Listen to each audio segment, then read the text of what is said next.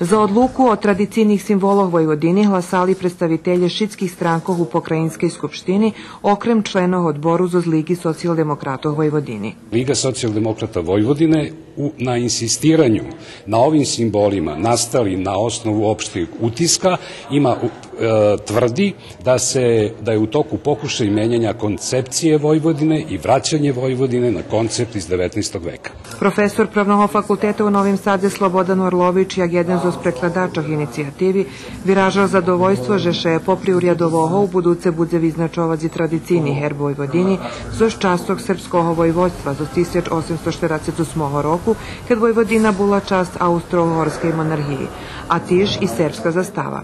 Predsjedatelj Skupštine Vojvodine i Sojuzu vojvodjanskih Mađarov Ištvan Pastor hvalil, že Mađare i Serbi 1848 roku buli na rozličnih bokoh, ali dodal, že to nje znači, že i Nješka treba, že bi buli na rozličnih bokoh. Mislim da je bilo ozbiljnih pokušaja strančarenja, korišćenja te tematike za strančarenje i za utvrđivanje dnevno-političkih poena. Uspeli smo tu situaciju prevazići, uspeli smo napraviti atmosferu za konstruktivni razgovor.